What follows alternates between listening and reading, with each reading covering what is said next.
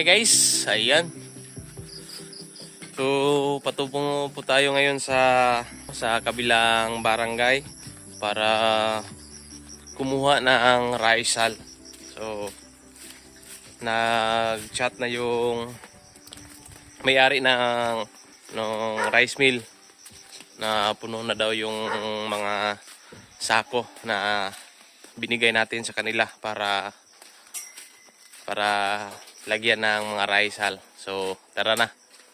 Ayan, yung ating body, yung paint natin na bonggo na walang car wash. So let's go. Ayan, naka full battle po tayo ngayon guys. So check up tayo sa radiator at saka sa oil, engine oil. So ayan.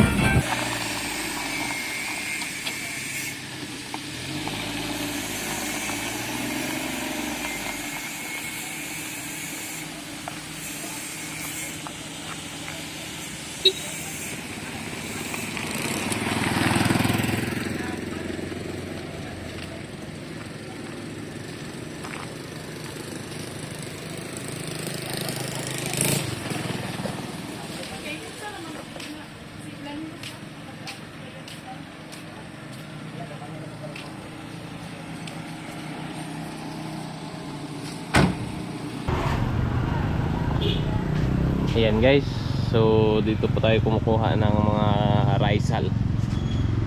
Dito na gilingan ng palay. At dito tayo. So ito guys, marami ng mga Rizal na nakapila. Kukunin na lang ito sa nung mga may-ari. So talagang marami ng Rizal ngayon kasi nga ting harvest na ng palay. Ito po yung mga sako natin.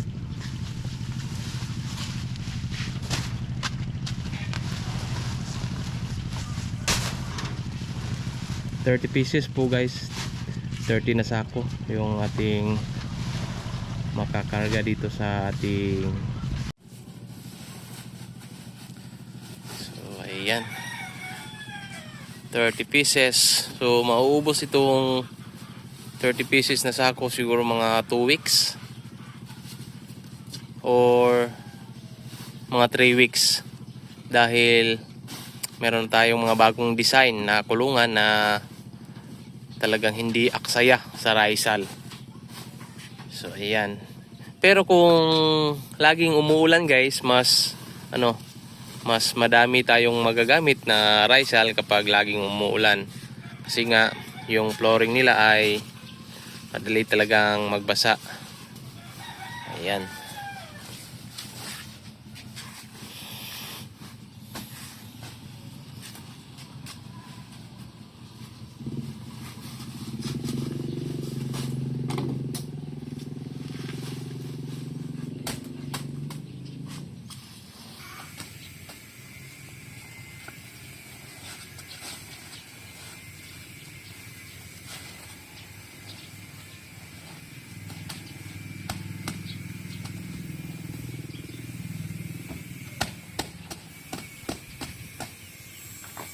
4x4 yung ating body.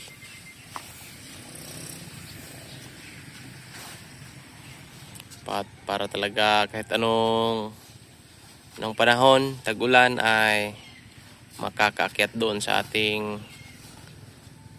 sa ating kalsada kasi nga mayroon doon na paakyat.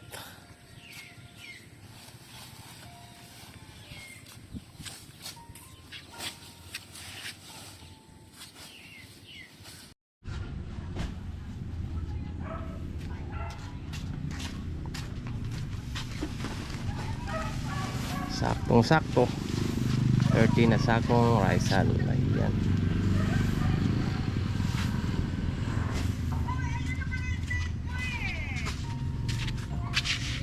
At tatalian natin to guys.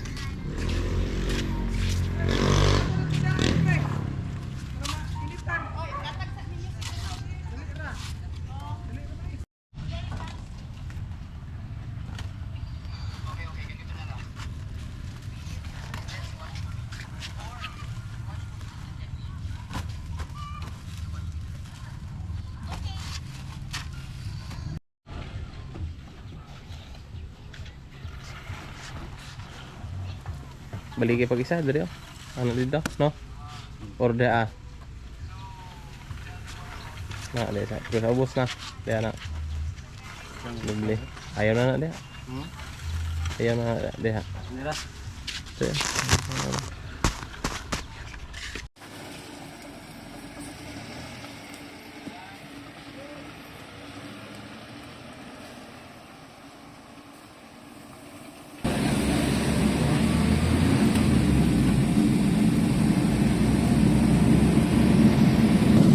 Gamay ra gayta akong palit no.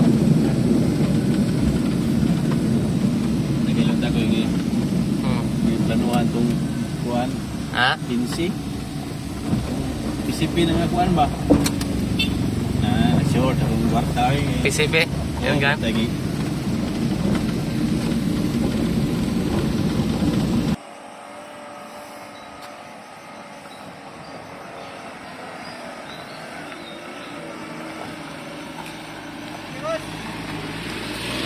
Why mong kalsada kasi bidaw na kayo.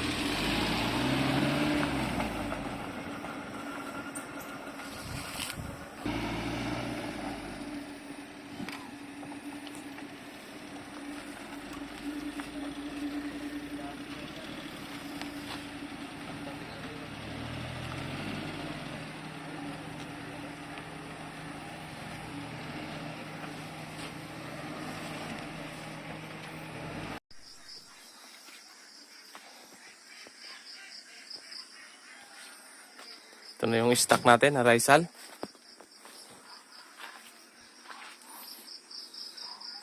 Mga 80 or 70 na sako yung ating stock. Yan.